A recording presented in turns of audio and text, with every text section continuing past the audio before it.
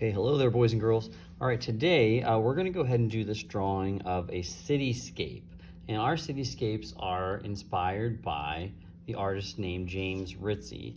A cityscape is similar to a landscape, but a cityscape is a picture of a drawing of outside that includes buildings in a city, like tall skyscrapers. And James Rizzie, who lived in New York and did his work in New York, would draw these cities and these buildings, but he would do something called personification, where each building would be given person-like traits by adding eyes and nose and mouth to give them different emotions and personalities.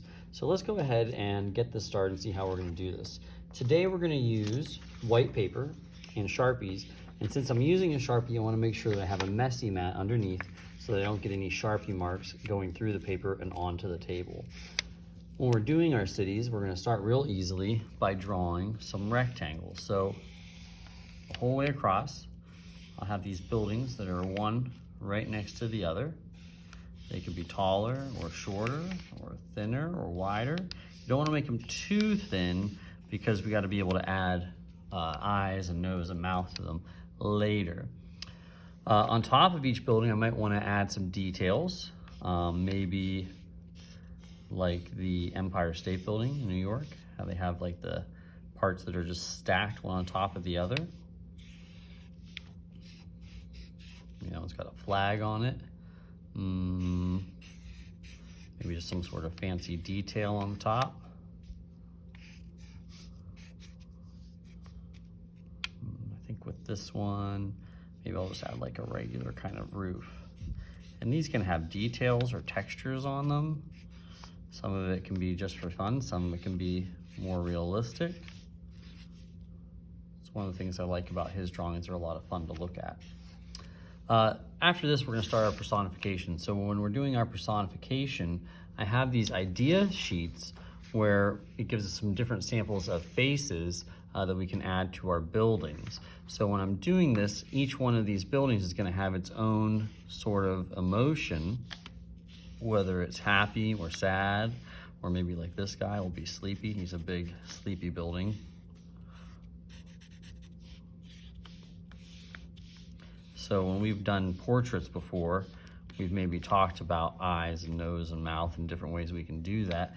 And so I would go through and add those to all of these. And after we add the eyes, nose, and mouth, then we can add the details of windows. And there can be different shapes for the windows. You could have square or rectangular windows. You could have arched windows. You could have just big, giant glass buildings that are full of windows. They can have lots of doors. This one can be a window. I have over here one that I've been working on for a little while. And here I finished all of my buildings. Now, after we finish our buildings, we're gonna add some color to them. If I'm not there, your substitute will be keeping track of the time and then pick out some things that you can use to color them. When I'm coloring, what I like to do is start with the edge of the building. And here I'm just using crayons. You might be able to use some other stuff in your class, depending how much time we have left over. So I'm going along the edge with one color, and we've talked about all kinds of different colors throughout the year: primary colors, secondary colors, warm and cool colors, family colors. I think for what I'm doing right now, I might use family colors. If we remember, family colors are colors that are next to each other on the color wheel. So next to red, I could either go in one direction and go to orange, or I could go in the other direction and go towards like a purple. And so I think for this building right here, since it has all these hearts and stuff, I might go the other direction towards purple, or maybe even, you know, I'll go through pink, because pink is just red with a little bit of white in it. And I can use this to fill in the inside.